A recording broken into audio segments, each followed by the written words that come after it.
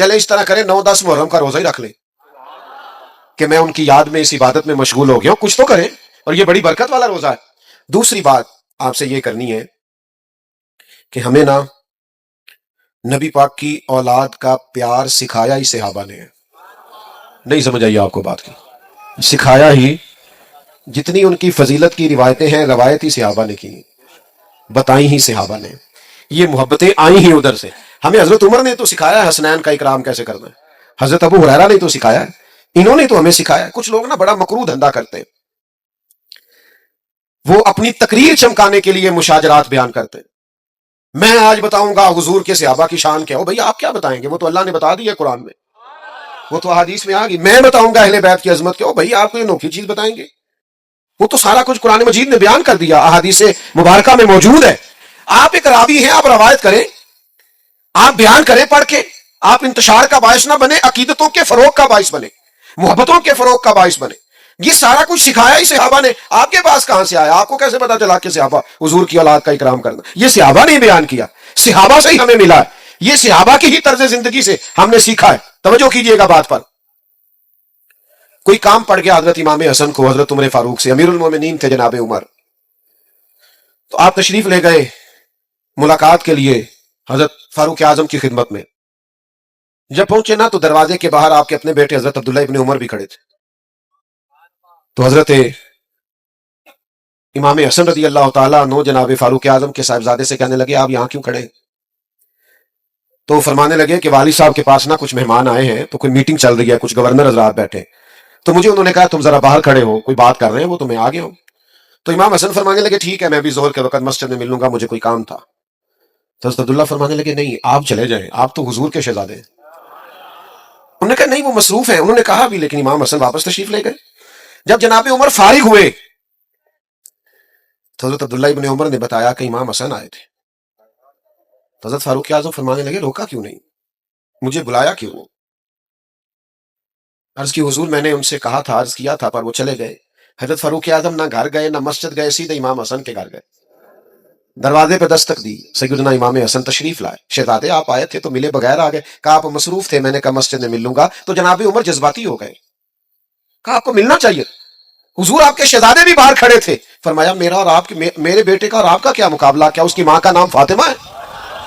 کیا اس کی نانی کا نام ختیجہ ہے؟ کیا اس کے نانا کا نام محمد عربی ہے؟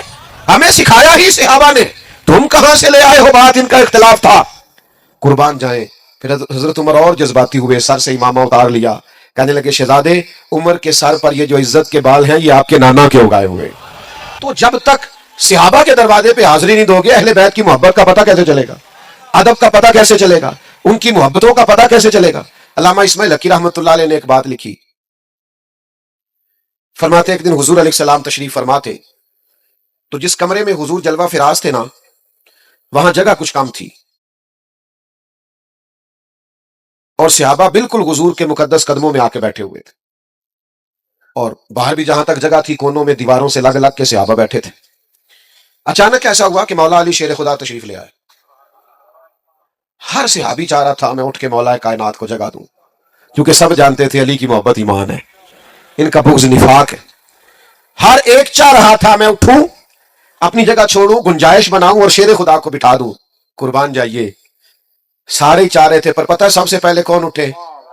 جو نبیوں کے بعد سب سے بڑا درجہ رکھتے ہیں، افضل البشر بعد الانبیاء بالتحقیق، حضرت ابو بکر صدیق، جناب صدیق اکبر سب سے پہلے اٹھے، اپنی جگہ خالی کی، مولا علی کا بازو تھاما، اپنی جگہ پہ بٹھایا۔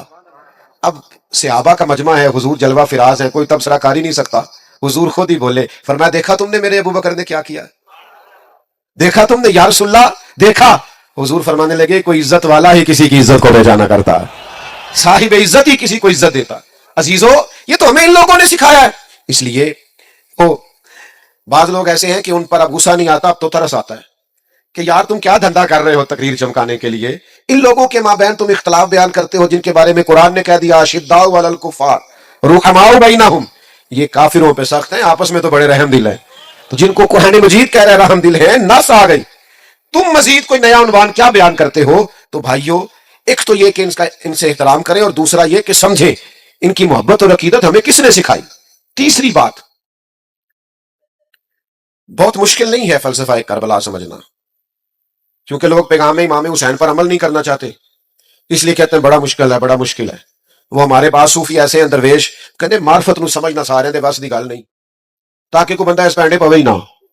وہ اللہ کے بندے، یہ معرفت کیا ہے؟ سادہ سا اخلاق ہنسنا ہے، باطن کو سنوارنا ہے، اخلاص پیدا کرنا ہے، عاجزی پیدا کرنا، یہی ہے سارا۔ آپ کیا سکھانا چاہتے ہیں؟ مثلا صرف آپ بھگا رہے ہیں لوگوں کو، اور انوکھے انوکھے لوگ، یعنی بعض اوقات نا ہنسی آتی ہے، بیچارہ ایک دن بھی کسی ادارے میں نہیں گیا، کسی استاد کے پاس نہیں بیٹھا، کچھ پتہ نہیں، اور وہ کیا کہہ رہا ہے، کہنا مولویوں کو کی پتا معرفت کی ہوندی۔ میں کہا جڑی تیرے کو لے واقعی کسی نہیں پتا، بان ظلموں جو کرے فقیری وہ کافر مرے دیوانہ ہو، وہ جو تو کہہ رہا ہے نا واقعی وہ نہیں پتا، تو سچ ہے۔ تو عجیب لوگ ہیں، اور جناب وہ لوگ بڑے حیران ہوتے ہیں کہ بڑی حیرت انگیز بات کر رہا ہے۔ تو سمجھ لینا ہے، آپ نے غور کرنا ہے کہ واقع کربلا واضح ہے امام حسین رضی اللہ تعالیٰ عنہ کا مقصد واضح۔ امام حسین نکلے تھے کہ ظلم نہیں کرنے دیں گے، جبر نہیں کرنے دیں گے، بربریت نہیں کرنے دیں گے، غیر اخلاقی انداز نہیں اختیار کرنے دیں گے۔ کوئی بادشاہ جبر کے زور پر اگر مسلط ہوگا تو مسلط نہیں ہونے دیں گے۔ ظلم و جبر و بربریت کے خلاف نکلے امام حسین۔ اور پھر جن رستوں پہ تھوڑی مشکل آئے نا، گاڑی چلانے والے کا پتہ بھی انہی رستوں پہ چلتا ہے، سیدھی سیدھی تو سارے چلا لیتے ہیں۔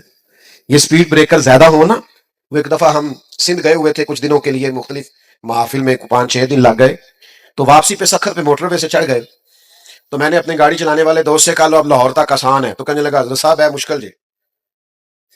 میں کہ کیوں؟ کہنے لگا تے نیند آن لگ پی سیدھی سیدھی جو ہوئی۔ وہ جڑا اچانک چنچی والا سامنے آتا ہے نا، بندہ ذرا جاگتا رہتا ہے، اچانک سپیڈ بریکر آتا ہے تو آنکھیں کھلی رہتی، جس میں شک ہوتا ہے نا کہ انہیں تے اشارہ بھی نہیں لانا، تو بندہ ذرا احتیاط سے چلاتا ہے۔ لیکن یہ بالکل ہی سیدھی سیدھی ہے تو اس میں کیا ہوتا ہے؟ نیند آنے لگتی۔ لقد خلقنا الانسان فی کبد، اللہ کہتا ہے میں نے انسان کو مشقت میں پیدا کیا۔ تیری زندگی کا حسن ہی یہ ہے کہ تم مشقت کرے، تو کام کرے۔ میں نے پہلے بھی اسی مقام پہ کہا تھا، مجھے یاد ہے، پھر کہتا ہوں، جتنا بندہ بڑا ہوتا ہے اس کا دکھ بھی اتنا بڑا ہوتا ہے، اس کا زخم بھی اتنا گہرا ہوتا ہے۔ آپ کا خیال ہوتا ہے فلاں بڑا پاپولر ہے، بڑا مشہور ہے، بڑا آدمی ہے، کہ تو کبھی آپ اس سے ملے، یہ اس کے پاس بیٹھے، آپ کو پتا چلے کہ جتنا انسان بڑا ہوتا ہے اس کی تکلیفیں بھی اتنی بڑی ہوتی ہیں، اس کے زخم بھی اتنے بڑے ہوتے ہیں، اور زخم پہ زخم کھا کے جی، خونے جگر کے گھونٹ پی، آہ نہ کر لبوں کو سی، یہ عشق ہے کوئی دل لگی نہیں۔ یہ مشکل کام ہے، آپ کو اس سے گزرنا ہے اور اس مشقت کو جھیلنا ہے اور یہ جبر سہنا ہے۔ امام علی مقام نکلے ظلم کے خلاف، تو پھر وہ سارے کام انہوں نے سہے، پردیس بھی کاٹا، بچوں کی بھوک بھی دیکھی۔ 4 چیزیں امام حسین نے ہمیں سکھائی ہیں کربلا میں، ویسے تو بڑا کچھ سکھایا ہے آج کی بزم کے لیے۔ سب سے پہلے امام حسین نے ہمیں سکھایا ہے کہ جو چیز جیتا کرتی ہے وہ صبر ہے، جس چیز میں اللہ کی مدد شامل ہوتی ہے وہ صبر ہے۔ صبر ایک بہت بڑی تدبیر کا نام ہے، صبر بہت بڑی طاقت ہے۔ جو آپ کی ساری باتیں سن کے تلک چپ کر گیا ہے نا، اس کے صبر سے ڈرو۔ جو بہو پورے خاندان کا جبر سہ کے صبر کرتی ہے، اس کے صبر سے ڈرو۔ جس کا فیکٹری کا آنر اور مالک اپنے مزدوروں پر ظلم کرتا ہے، جبر کرتا ہے اور ان کی توہین معاذ اللہ کرتا ہے، وہ ان کے صبر سے ڈرے۔ کیوں؟ اس لیے کہ صبر والا بڑا طاقتور ہوتا ہے۔ کیوں؟ کہ ان اللہ مع الصابرین، صبر کرنے والوں کے ساتھ اللہ۔ میدان کربلا میں کیا جنگ تھی؟ ہزاروں کے لشکر سے 72 لوگوں نے لڑنا تھا۔ اس جنگ، وہ جنگ تلواروں کی تلواروں سے نہیں تھی، نیزوں کی نیزوں سے نہیں تھی۔ کربلا میں ظلم کی جنگ صبر کے ساتھ تھی، جبر کی جنگ صبر کے ساتھ تھی۔ صبر جیت گیا اور ظلم ہار گیا۔ وہ جو جیت گئے وہ حسین ہے، اور جو 4 سال حکومت کر کے ہار گیا وہ یزید ہے۔ تو عزیز، صبر اپنی زندگی میں پیدا کریں، حوصلہ۔ ہمارے اندر نا بڑی بے صبری آ گئی ہے، منٹ منٹ پہ تلخ ہوتے ہیں، لڑائیاں ہیں، جھگڑے، حوصلہ نہیں، برداشت نہیں، قوت نہیں۔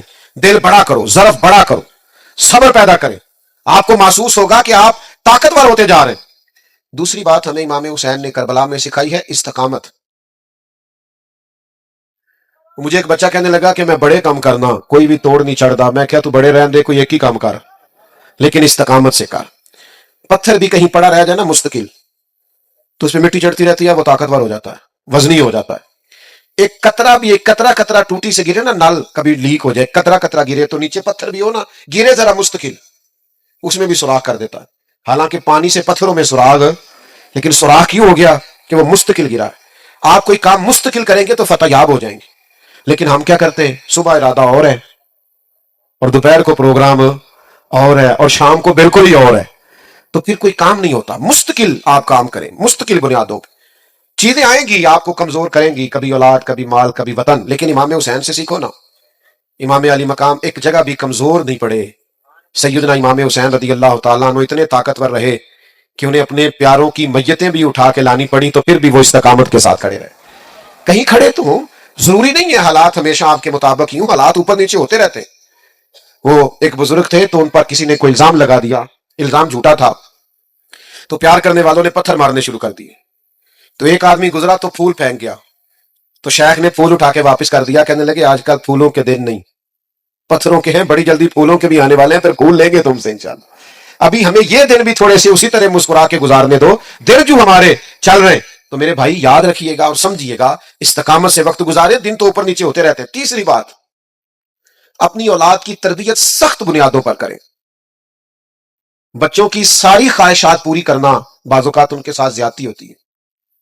جی میں جو انہوں نے کہا میں نے لا کے دیا, آپ نے غلط کیا بھیا. آپ کو کچھ چیزیں نہیں بھی دینی چاہیے تھی تاکہ زندگی میں اگر انہیں کبھی کوئی چیز نہ ملے تو ان کے دل نہ ٹوٹے, ان کو صبر کرنا بھی آئے, حوصلہ بھی کرنا آئے. کبھی کبھی آپ کو انکار بھی ہونا چاہیے. یعنی وہ کچھ لوگ ایسے ہوتے ہیں جن کا پتہ ہوتا ہے ان کو انکار بھی کر دیا نہ جا تیرے حال نہیں ہونا آتے ہو اپنے, انہیں مڑ بھی جانا کدھرے نہیں, تو نہیں جاتا بندہ, کئی دفعہ نہیں بلاتا, نہیں جاتا, نہیں زیادہ ملاقات کرتا, پتا بندہ اپنا ہے. تو کچھ ایسے تعلقات ہوتے ہیں جو کسی قیمت پہ ٹوٹتے نہیں. تو کچھ ایسا کرے کہ اولادوں کی سخت بنیادوں پر تربیت کرے. دیکھیں نا حضور سید عالم صلی اللہ علیہ وسلم نے تربیت کی ہے اپنی اولاد کی, تو کن بنیادوں پہ سرور کائنات نے تربیت کی؟ حضور سید عالم علیہ السلام نے اس بنیاد پر تربیت کی کہ اللہ سے دعا مانگی, اے اللہ ایک وقت روٹی دینا اور ایک وقت فاقہ دینا. فاقے رہے, ہفتہ ہفتہ فاقے رہے سیدہ پاک کے گھر میں. کائنات کے سب سے عظیم شہزادے تو یہ تھے نا, تو یہ فاقے سے رہنا اور مشقت سے رہنا. حضرت علی رضی اللہ تعالیٰ عنہ خود اپنے بچوں کی تربیت کرتے تھے. ہمارے گلی میں لڑائی ہو جائے نا اور کسی پر ظلم بھی ہو رہا تو ہم اپنے بچے سے کہتے ہیں بیٹا تو نہیں باہر جانا, ساڑی نہیں لڑائی. لیکن جب بلوانیوں نے امام حضرت عثمان غنی رضی اللہ تعالیٰ عنہ پہ حملہ کیا تو مولا علی خود تلواریں دے کے دونوں شہزادوں کو دروازے پہ کھڑے کر کے آئے تھے, بیٹا تمہارے خالو کا گھر ہے, کوئی شریر اندر نہیں جانا چاہیے. اپنے بچوں کو تیار کیا مشقت کے لیے, محنت کے لیے, جدوجہد کے لیے. اپنے بچوں کو بہت زیادہ دولت جمع کر کے دینے سے بہتر ہے انہیں محنت کا عادی بناؤ. بہت پیسے دے کے چلے جاؤ, یہ محنت کے عادی نہیں ہوں گے, یہ تو مہینوں میں کھا جائیں گے.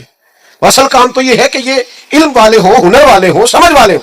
یہ امام علی مقام نے کردار ادا کیا. مجھے ایک دفعہ ایک دوست نے پوچھا کہ علماء کہتے ہیں کہ 3 دن پانی نہیں ملا اور کھانا نہیں ملا تو پھر بھی وہ بڑی بہادری سے لڑے, تو ہم روزہ رکھتے ہیں, عصر کے وقت اٹھا نہیں جاتا, وجود ساتھ نہیں دیتا. تو انسانی وجود میں اتنی طاقت نہیں ہوتی کہ 3 دن کھائے پیے بغیر وہ گزارا کرے, تو کیسے ہو گیا؟ تو میں نے کہا آپ کی بات فلسفے کے لحاظ سے درست ہے, لیکن اگر کسی کی ماں نے 7-8 سال کی عمر میں سکھا دیا ہو 3 دن بھوکے پیاسے رہنا, تو پھر کیا خیال ہے؟ اگر کسی کی ماں نے یہ سبق دے دیا, امام راضی کو پڑھیے نا, 3 دن روزے رکھے سیدہ فاطمہ نے, مولا علی نے, امام حسن اور حسین نے, لیکن جب بھی افطاری کا وقت آیا دروازے پہ کوئی مانگنے والا آیا سارا اسے دے دیا. 3 دن مسلسل روزہ ہے اور افطار کے لیے کوئی خاص بندوبست نہیں ہے. تو جن کو 7.5-8 سال کی عمر میں عادت تھی نا میرے بھائی 3 دن بھوکا پیاسا رہنے کی, انہیں پھر کربلا میں بھوکا پیاسا رہنا پڑا تو مشکل درپیش ہی کوئی نہیں آئی, ان کو کوئی تکلیف. لیکن جن لوگوں کو عادت ہے کہ مجھے اگر 10 منٹ کے اندر اندر نہ ملا تو میں گھر کی فلانی چیز توڑ دوں گا, تو بھائی وہ لوگ پھر میدانوں میں کھڑے نہیں رہ سکتے. یہ حوصلے ہمت کرنی پڑتی ہے. چوتھی بات جس پر میں اپنی گفتگو کو سمیٹ دوں گا, امام حسین نے ہمیں ایک سبق دیا ہے کہ جیت وقتی نہیں ہوتی, جیت دائمی ہوتی ہے. میدان میں رہنا شرط ہے, جیت کے آنا شرط. جوانوں دیکھ رہے ہو میری طرف, یہ جو لوگ 6 مہینے کسی دینی کام میں لگ جاتے ہیں وہ کہتے ہیں انقلاب کیوں نہیں آیا. مجھے کچھ دوست کہتے ہیں آپ کو سالوں ہو گئے تقریریں کرتے, انقلاب کیوں نہیں آیا. میں کہتے ہیں نظر آتا, مینوں تے آیا نظر آتا ہے. یہ دیکھو نا, یہ بے موسم پھل ہے, جوان ہی جوان آئے ہوئے ہیں سارے, یہ انقلاب نہیں. یہ دیکھو کس طرح کھڑے ہیں چاروں جانب, چڑھتی جوانی اور خوبصورت داڑھی, تو انقلاب ہی ہے سارا. تو میرے بھائی آپ کس کو انقلاب سمجھتے ہیں؟ باقی جہاں تک اس بات کا تعلق ہے کہ آپ محنت کرتے ہیں تو دنیا کیوں نہیں بدلی, تو بھائی نوکر کا کام یہ ہے کہ مسجد ٹائم پہ کھولے, اذان ٹائم پہ دے, نمازی تو رب بھیجا کرتا ہے. تو ہم ڈیوٹی دے رہے ہیں, اذانیں پڑھ رہے ہیں, وقت آئے گا اللہ دل بدل دے گا, حالات ٹھیک ہو جائیں گے, پر ہم نے نوکری نہیں چھوڑنی, ہم نے ڈیوٹی, سمجھ آ رہی ہے, ہم نے بات کرنا نہیں چھوڑنا, ہم نے ذکر کرنا نہیں چھوڑنا, ہم ذکر کرتے رہیں گے, انشاءاللہ دلوں میں اتر جائے گا. ایک وقت آئے گا تبدیلی آ جائے گی. اور مجھے تو دور دور سے لوگ ملتے ہیں, وہ کہتے ہیں وہ آپ اتنے سال پہلے آئے تھے, آپ نے بات کی تھی, یہ داڑھی میں نے آپ کے کہنے پہ رکھی ہوئی ہے.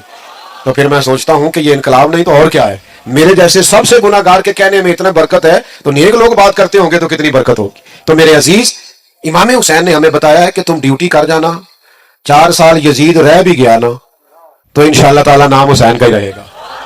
انشاءاللہ وقت آئے گا کہ ذکر حسین کا ہی رہے گا. تو محنت کریں, فٹافٹ نتیجہ نہ مانگیں, محنت کر کے نتیجہ اللہ پہ چھوڑ دیں, انشاءاللہ کرم والا نتیجہ ہی آئے گا.